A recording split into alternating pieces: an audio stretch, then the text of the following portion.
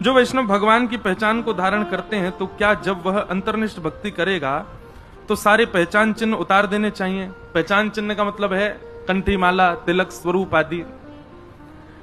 वैसे तो स्वरूप त्याग नहीं करना चाहिए, पर इसका एक उदाहरण और इसका एक भाव संत जन ऐसा बताते हैं कि जब अंतर्निष्ठ भक्ति होती है, जब आप प्रकट नहीं करते भक्ति को, अपने चित्त में धारण करते हैं, तो आप तिलक जल का लगाते हैं। जल को हाथ में लेकर के और अपने गुरु मंत्र का नाम लेकर के उसी से ही तिलक कर देते हैं, तो वह जल का तिलक भी हो गया, किसी को दिखेगा भी नहीं।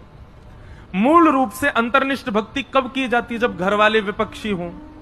अंतर्निष्ठ भक्ति कब की जाती है? जब पति या फिर पत्नी आपकी भक्ति से परेशान हो, जब आपकी भक्ति का उपहास किया जा रहा हो और आप दुर्बल हैं, आप जा नहीं सकते छोड़ करके उनको। मीराबाई, करमेती बाई जैसा भाव नहीं कि छोड़ के चली गई। आज एक बालक आया मेरे से मिलने सुबह, बड़ी प्रसन्नता में बैठा। मैंने कि काय को मुस्कुरा रहे हो? तो बोला घर वालों ने 20 चप्पल मार के भगा दिया। मैंने काय को? बोला मैंने कहा कि मुझे वृंदावन रहना है, वहीं रहना है, वहीं रह करके भजन करना है। वो पहले भी आया था तो मुझसे बोला, मैंने कहा नहीं, पहले घर वालों से आज्ञा लेके आओ। तो घर गया तो घर वालों ने तो बेचारे को आज्ञा दी नहीं, निकाल दिया घर से। कितना भयावह कलयुग आ गया है। बेटा रात में पी के आता है, बेटा रात में वैश्यागमन करके आता है, उसको घर वाले नहीं निकालते हैं, लेकिन तिलक लगाता है, हरिनाम संकीर्तन करता है, भजन करता है, कथा सुनने जाता है, तो उसको घर से निकाल देते हैं। ये कलयुग है। अब बेचारा वो वृंदावन में कहीं रह करके अपनी पढ़ाई आदि पूरी कर रहे हैं। मैंने कहा चलो, तो ये अंतर्निष्ठ लोगों की बात है।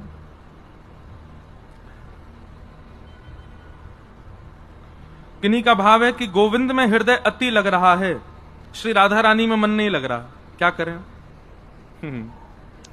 ठाकुर जी आपकी भक्ति से प्रसन्न नहीं है।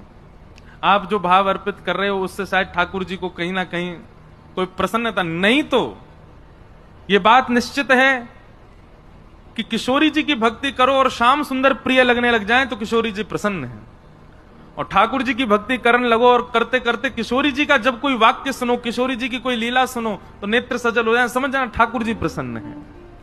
हनुमान जी की भक्ति से यदि हनुमान जी प्रिय लगते हैं, राम जी प्रिय नहीं लगते, तो हनुमान जी प्रसन्न नहीं है आपसे। हनुमान चालीसा का पाठ करते करते करते राम जी से स्नेह हो जाए और राम राम जपते जपते जपते जपते श्री हनुमान जी प्रिय लगने लग जाएं।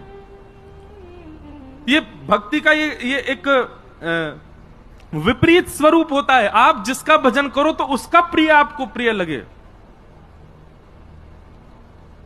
अरे भाई, प्रेम का ये स्वरूप है कि हमारे